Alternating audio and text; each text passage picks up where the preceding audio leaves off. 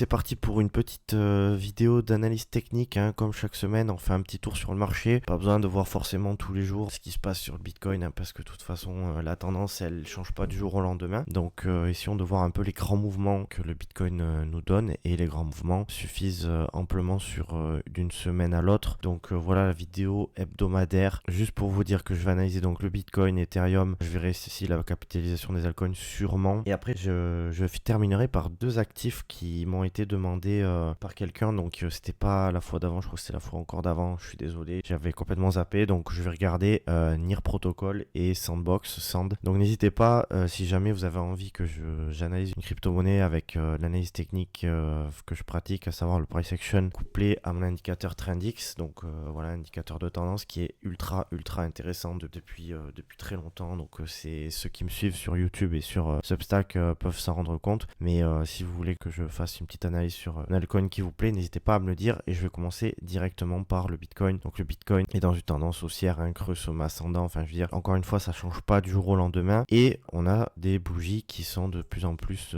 hautes en hebdomadaire, en fait, hein. Donc il n'y a absolument aucun souci. Les acheteurs sont vraiment en contrôle sur le cours, hein. On le voit, les creux sommets, enfin les sommets sont de plus en plus hauts et en fait, on aura éventuellement une pause sur le marché quand on aura une bougie en hebdomadaire qui sera inférieure à la précédente. Je m'explique. Par exemple, admettons qu'on clôture ici et que la semaine prochaine on clôture en dessous, donc ici. Cette semaine on clôture ici, la semaine prochaine on clôture en dessous. Là on pourrait avoir une pause, donc une pause qui pourrait faire ce genre de choses et repartir un peu comme on a eu en mars, hein, finalement en mars.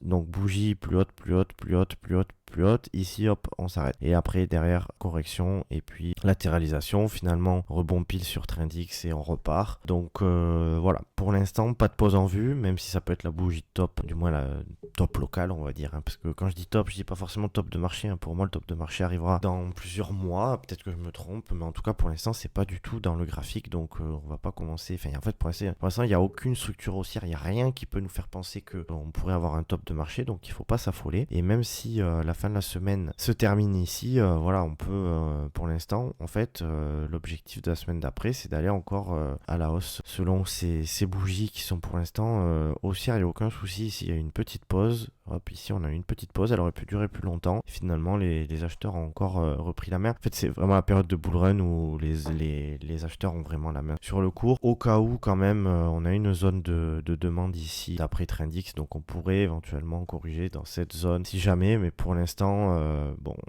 je suis pas certain qu'on fasse ce type de correction, mais on sait jamais ce que le cours peut nous réserver. Je vais mettre en daily pour voir un petit peu au cas où qu'on ait des corrections, etc. Qu'est-ce qui peut se passer. J'ai déjà la zone de demande qui est tracée, en fait. Juste 2 secondes, je rappelle qu'on a des creux de sommet ascendant depuis le mois de septembre, et je rappelle que pour ceux qui sont nouveaux, qui atterrissent sur la chaîne, je rappelle que depuis le signal haussier sur Trendix, on a eu une hausse de près 70%. C'est assez énorme. Et la fois d'avant, on avait eu une hausse assez exceptionnelle. Je crois qu'on avait eu, je dis pas de bêtises, voilà, on avait eu 150% grâce à cet indicateur. Donc c'est vraiment très intéressant. Sachant que pour ceux qui ne me connaissent pas, je le rappelle que je fais de l'analyse, je couple ça au price action parce que c'est pour moi ce qui est très important, parce que l'indicateur technique seul est très intéressant, mais il faut aussi derrière savoir jauger d'un changement de tendance, etc. Être un peu vigilant parfois peut-être, etc. Pour moi, en fait, plusieurs scénarios ici, hein. Soit on a une petite correction ici, pas grand chose, on ravale à peine et puis on repart à la hausse. Soit on revient dans cette zone de demande et on repart. Donc zone de demande, hein, qui est même un tout petit peu plus bas, hein. Hop, ici, zone de demande qui est par là.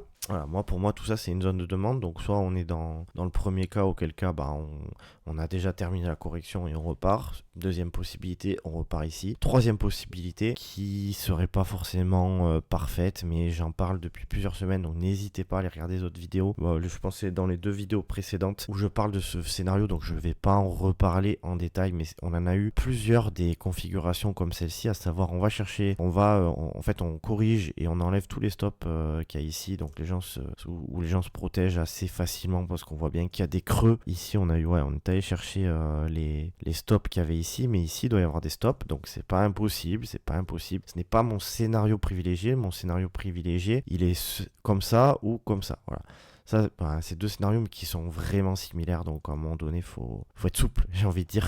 Et le troisième scénario, pardon, c'est donc, comme je le disais, un retour ici, un rebond, et derrière, on revient chercher de nouveaux sommets parce que je pense pas qu'on ait trouvé un top de marché. Maintenant, on verra. Si on commence à avoir ce genre de choses, hop, qu'on n'arrive pas à dépasser ces sommets, qu'on commence à avoir un top de marché comme ça, là, on pourra commencer à se poser des questions, notamment si on commence à avoir des éléments haussiers en hebdomadaire. Mais pour l'instant, c'est pas le cas. Pour l'instant, on est quand même globalement très haussier. Il n'y a absolument aucun problème. Toutes les zones de demande sont respectées. Ici, on a une zone de demande respectée, une zone de demande respectée, une zone de demande respectée ici. Donc voilà, il n'y a pas à s'affoler pour l'instant, même si on a de la correction, même si on a des altcoins qui tardent à exploser. Je pense que ça arrivera tôt ou tard, très probablement en 2025. Et c'est ce que je pense. Mais pour l'instant, c'est le Bitcoin qui fait la loi, parce que le Bitcoin attire beaucoup de capitaux et après ça se déversera sur les altcoins. Donc voilà pour la situation du Bitcoin. Je vais faire un peu plus vite sur la situation d'Ethereum parce qu'à mon avis c'est pas passé grand chose,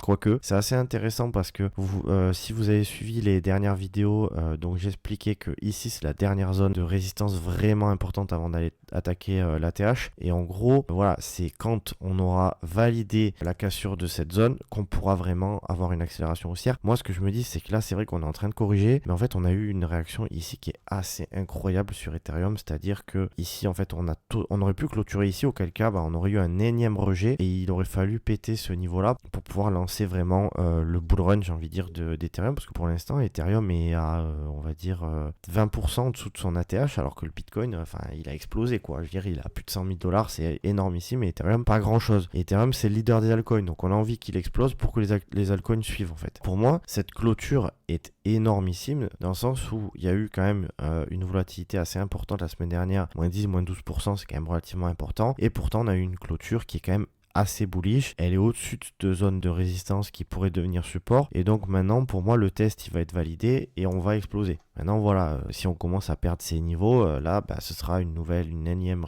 réaction, rejet, et derrière on pourra repartir à l'os plus tard. Voilà. Donc faut vraiment casser ce niveau, on n'est pas loin, pour moi il y a vraiment une réaction ultra positive ici, on est vraiment pas loin. Maintenant Ethereum il faut qu'il arrive à péter les 4000, il faut que les 4000 vraiment soient explosés quoi. Enfin moi je m'attends à une grosse volatilité pour péter ces 4000 parce que voilà, c'est énorme à mon avis.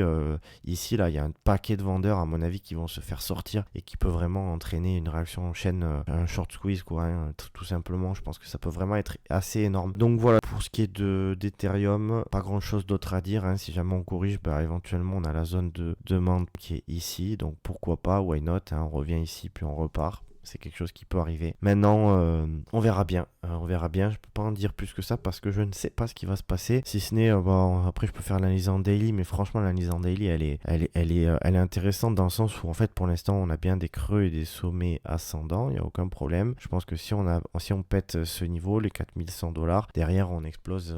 On peut vraiment exploser. On est vraiment entre deux. Et là, si le Bitcoin nous fait pas du grand n'importe quoi, normalement, on devrait avoir un Ethereum qui devrait exploser. Pourquoi pas pour la fin de l'année, mais moi je crois plutôt un début d'année 2025 qui pourrait être assez énorme. Donc voilà, on garde tout ça en tête et on va aller regarder la capitalisation des altcoins. Donc la capitalisation des altcoins qui a eu une belle réaction aussi.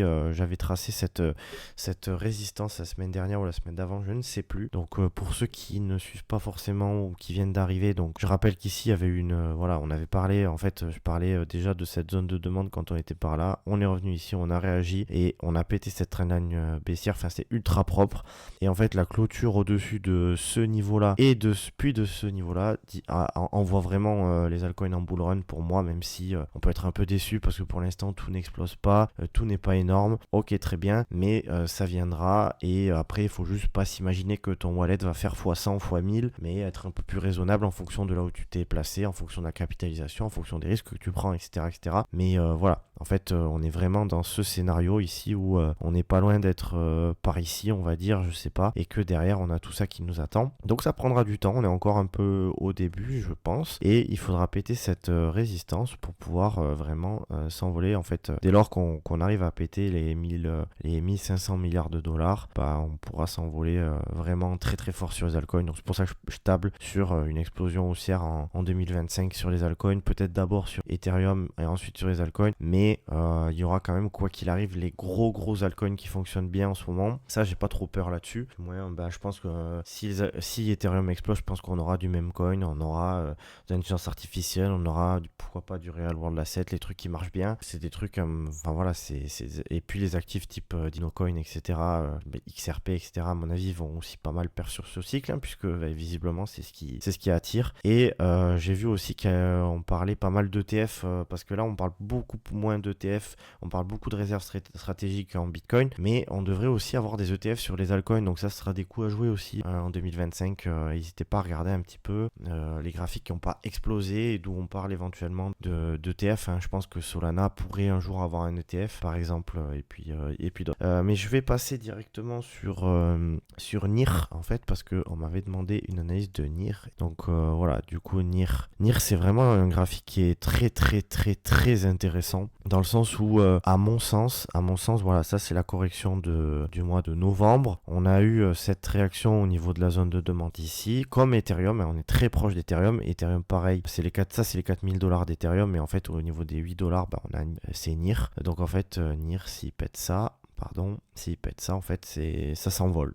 Donc pour moi. Voilà. Après, encore une fois, on fait attention, on fait très attention. Mais en fait, on a changé la dynamique ici. Donc derrière, ici, normalement, on devrait être sur une dynamique plutôt bullish, même si le dernier signal, pour moi, il est en pétant ici cette zone. Donc voilà, si on pète cette zone, pour moi, ça va exploser. Voilà. Après, il faudrait éviter de perdre ces niveaux, bien sûr, parce que là, ce serait plutôt négatif. Mais bon, pour l'instant, voilà, j'ai envie de faire une analyse en hebdo qui est... Voilà, pour moi, c'est bullish. On a vraiment cette zone de Trendix qui a vraiment super bien réagi. Et puis après, je vais faire une petite analyse vite fait en journalier. On voit bien que depuis le mois d'août, on a des creux et des sommets ascendants. Donc pour l'instant, on est dans cette zone de demande ici. Je vais sortir tous mes traits parce que ça commence à être du grand n'importe quoi. Pour l'instant, en journalier, on est dans cette zone de demande là, ici. Entre ça et ça. Donc pour moi en fait, ici on est censé avoir une réaction acheteuse et derrière on est censé exploser. Maintenant on peut totalement revenir sur ce support et repartir, etc. Mais en tout cas on a vraiment quelque chose qui est haussier. Il n'y a pas de souci, notamment en hebdomadaire. C'est un graphique qui certes est en train de corriger là d'une trentaine de pourcents, mais pour moi c'est pas vertical en fait. Pour vous prendre, bon là on n'a pas d'historique avant, mais un graphique vertical pour moi c'est quelque chose comme ça. Ça veut pas dire qu'on va aller à 80 $ ou quoi que ce soit, mais c'est ça, quelque chose qui est vertical. Ici on n'est pas vertical encore. Ça veut pas dire que tous les altcoins vont péter les ATH, attention, ça vraiment faites attention, tous les altcoins ne pèteront pas d'ATH, mais pour l'instant c'est un actif qui est pas vertical et qui est plutôt bullish pour moi, même si il faudra péter cette zone comme ETH pour que vraiment on libère le potentiel de NIR. Et après je vais aller sur Sand, donc Sand en hebdomadaire. Donc la situation est pas la même, dans le sens où on est quand même on a eu une correction vraiment beaucoup plus intense. Donc là vous voyez, quand je parlais d'excès, ça c'est un excès, là voilà, on a eu un excès baissier surtout, et on a eu une énorme réaction acheteuse là. Je crois que franchement ça c'est assez énorme, on a eu 200-300% de hausse depuis le début du mois de novembre. Donc en fait qu'est-ce qui se passe? Il se passe qu'en fait on a complètement inversé la dynamique. Donc là maintenant c'est les acheteurs qui ont la main, grâce à on a pété cette zone de ça, c'est une zone de résistance normalement. Tout ça, bon, c'est énorme, et c'est de l'hebdomadaire. D'ailleurs c'est pour ça que Trendix était rouge, mais en cassant ce dernier sommet ici, en fait on a totalement, même déjà en ayant pété ce sommet ici, on a totalement inversé la dynamique. Alors bien sûr, si Bitcoin corrige, à savoir fait ce genre de choses, corrige vraiment fortement, on peut vraiment avoir ce genre de choses et repartir, on sait jamais. Mais en tout cas ici, les altcoins ont la main. Après une hausse de 200-300%, je vous dis pas il faut acheter à tout prix, etc. Mais je pense que c'est un actif qui, en fonction de ce genre de choses, s'il fait ce genre de choses ici, tac, derrière, je pense qu'on peut vraiment s'envoler jusqu'à éventuellement proche de la TH. Est-ce que ça repartira au niveau de la TH? Je ne sais pas, c'est quand même assez énorme, c'est 1 x 10, x 11, x 12, c'est possible, mais bon, après moi je connais pas le fondamental de cet actif. Faudrait voir un petit peu si vraiment c'est intéressant, s'il n'y a pas de la dilution au niveau des tokens, etc. Ça, c'est d'autres choses, mais d'un point de vue technique, là, vraiment, à partir de maintenant, on a vraiment changé la dynamique de cet actif en hebdomadaire, et il a fallu 1100 jours de correction pour commencer à changer de dynamique. Donc en fait, on peut s'imaginer assez, de manière assez, sans être trop bullish sur un actif, on peut s'imaginer qu'il monte pendant plusieurs mois en fait. Une target ici, c'est possible. Maintenant, je te dis qu'un Ethereum, s'il a 20 000 $, je te dis n'importe quoi, et que lui, il est là, voilà, il n'a pas bougé d'ici, bon, ben voilà, faudra pas s'attendre à une cassure de ATH. Donc ça, faudra vraiment être vigilant, mais on regardera un petit peu les choses petit à petit à chaque fois. On reviendra sur ces actifs, on reviendra un peu sur plusieurs actifs, mais pour l'instant, on n'est pas sur des actifs verticaux, sauf quelques actifs vraiment à part. Et même, par exemple, je vais prendre l'exemple du Dogecoin qui a quand même bien performé depuis quelques temps. On n'est pas non plus, alors je vous dis pas d'acheter un Dogecoin ici, on a eu 300% de hausse, on n'est pas sur un actif des plus verticales. Ici, attention, il peut y avoir vraiment une correction, on peut revenir ici pour éventuellement repartir à la hausse, ou bien on peut repartir à la hausse d'ici, mais voilà, c'est quand même assez risqué de placer sur Dogecoin, je dis pas ça, juste que pour l'instant on n'est pas sur quelque chose de vertical, et pour le coup Dogecoin lui est quand même très très bien placé pour péter la TH et s'envoler bien plus haut à mon sens. Donc voilà pour la situation des altcoins. J'ai fait le tour un peu de certains altcoins que vous m'aviez demandé, donc n'hésitez pas à me dire en commentaire s'il y a un altcoin que vous voulez que j'analyse. N'hésitez pas à lâcher un petit like si l'analyse vous a fait plaisir, vous a plu tout simplement, pour me donner un peu de force, ça fait toujours plaisir. Et puis sinon on se retrouve la semaine prochaine pour essayer de vous aider à traverser ce bull market et pour sortir. En fait, l'objectif c'est de, certes votre portefeuille il augmente, à un moment donné il faudra sortir, et c'est ce moment là qu'il faudra regarder un peu chaque semaine, voir un peu où on en est sur les altcoins, sur le Bitcoin, et essayer de voir quand est-ce qu'il faudra commencer vraiment à prendre des énormes bénéfices, voire à sortir absolument du marché. Mais ça on en reparlera, donc n'hésite pas à t'abonner à cette chaîne, et sinon je te dis à la semaine prochaine, bye bye.